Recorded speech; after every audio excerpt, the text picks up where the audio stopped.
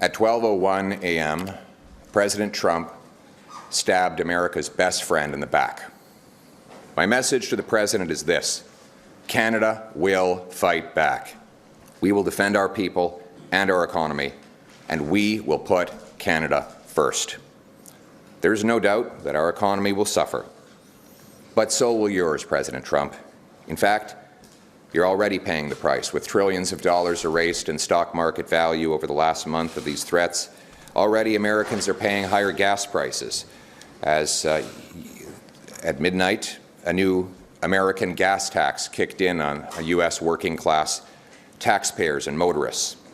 Your workers will soon start losing jobs they had upgrading Canadian raw materials, which, by the way, you were getting at an incredible and ridiculous bargain, and your businesses will be selling fewer products to your closest neighbour. And that's only the beginning. While Canadians are slow to anger and quick to forgive, once provoked, we fight back, and we will fight back. Now, I'd like to speak to the millions of Canadians who are anxious today after learning that President Trump has attacked our economy, to the auto workers, the forestry workers, the steel and aluminum workers, the mining and energy workers, the truckers, the farmers, to all of you who get out of bed before the sun rises and do the labor of the nation. You are afraid right now, and I understand. I want you to know that I will fight for you. I will fight for your job. I will fight for your family. I will fight for your chance at owning and paying off a home, and I will fight for your retirement. And I will fight to put Canada first. Before these tariffs came in this morning, you must have been asking yourself, how could things get any worse? Before these tariffs, you were already suffering. You wondered how you'd pay the rent, or eventually dream of buying a home after housing costs had doubled over the last decade, rising faster than in any other G7 country. You've downgraded your diet, as food prices have risen 37% faster in Canada than in the United States over the last 5 years. You might be one of the 2 million people, a record-breaking number, lined up at food banks, a number that has more than doubled before these tariffs applied. You've likely noticed that your paycheck is not keeping up with the record inflation, as Canada's GDP has grown less and lower than any other G7 country over the last decade. You might have noticed that your company has already been moving jobs to the United States, as greedy and self-serving CEOs put their share prices ahead of your job, and $500 billion net has left from Canada to Trump's America under the current Liberal government. And now this. But I'm here with a message of hope. We will overcome this attack on our economy, and I have a plan to do it. First, we must retaliate, targeting American goods in the following order: A, goods that we can make ourselves; B, goods we don't need; and C, goods we can get from elsewhere. Second, counter tariffs must not be a cash cow for the government. Almost every penny of the tariffs collected should go to tax cuts, with a small sum set aside for targeted relief to workers hardest hit by the trade war. None of the money should go to new government spending and programs. We must not allow politicians to dishonestly use this crisis to once again launch a debt-fueled, money-printing spending spree that will drive up inflation and further destroy the working class and hit the poorest people the hardest. Third, we must immediately pass a bring-it-home tax cut on work, investment, energy, and home building. The idea is to neutralize the cost of the tariffs with lower taxes and incentivize massive new investment in building stuff here in this country. The obvious place to start is to get rid of the Liberal carbon tax, then axe the sales tax on new homes. We need to reverse the Liberal capital gains tax hike and slash income tax so that hard work pays off and you bring home more of each dollar you earn.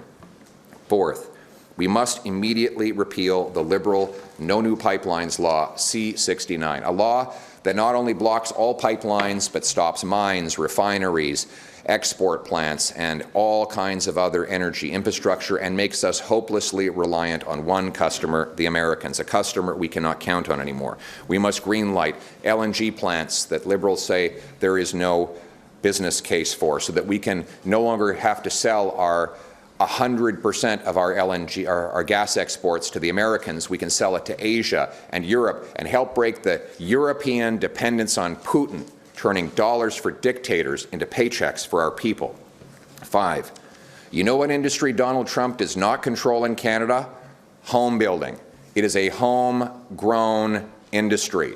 We must get rid of all taxes and red tape to unleash the biggest home building boom this country has ever seen, bigger than the post-war boom when our heroes were coming back from that war. We need to build homes faster than ever, and that means removing the bureaucracy, the red tape, the taxes, and the gatekeepers, and I will make it happen. That will also boost the demand for softwood lumber. The loggers are suffering after Biden hit them with tariffs already. And 6, let's get our provinces together to knock down trade barriers so that we can lower prices and boost wages for our people. 7, we must secure our borders and rebuild our military to assert our sovereignty and strength in the world. All these things, axing taxes, building homes, unleashing construction of our resources, fixing the budget, stopping crime, all of these things were Conservative fixations before the tariffs. Now they are even more necessary. But none of these things have happened in the last 100 days since Trump first launched his tariff threats. Look behind me. Parliament has been closed.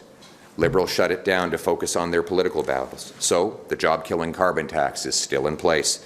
The sales tax is still in place on new homes. The No New Pipelines law still in place. The massive inflationary deficits still in place.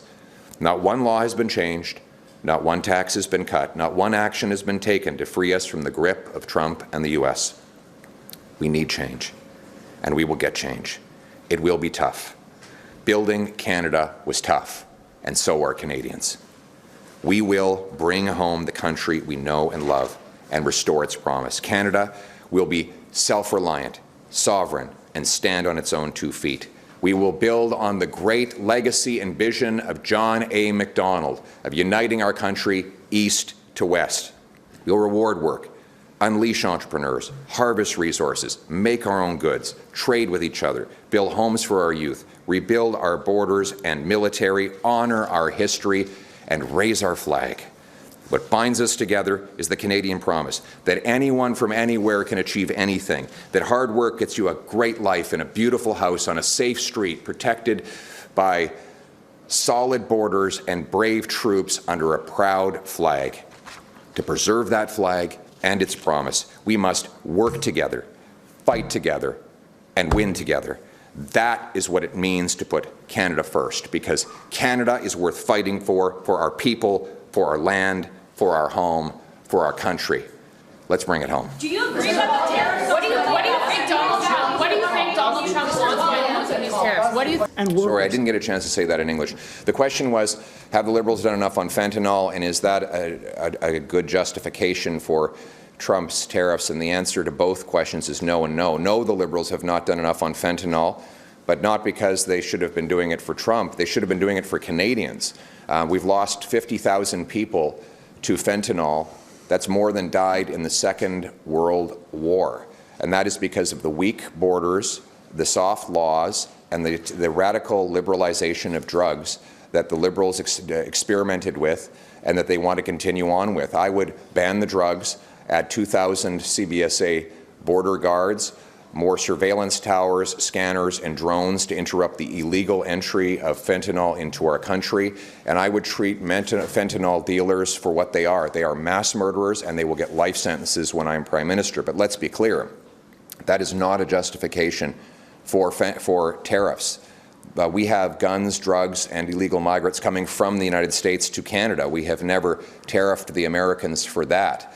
If the president wants to fight fentanyl, I agree with him, but I would do it not for President Trump. I would do it for Canadians so that not one more mother gets the knock on the door from a police officer telling her that her son has died in a back alley. Do you believe that this is about annexing Canada? Targeted tariff relief support package, whatever you want to call it, require reopening the House and passing legislation. Is this something you're open to doing, even if it requires supporting the Liberals on confidence We matters? should have had the House open for the last 2 months. Well, we haven't. That's a question for the Liberals. They're the ones that shut down Parliament, and that's why we haven't had those debates. Last question.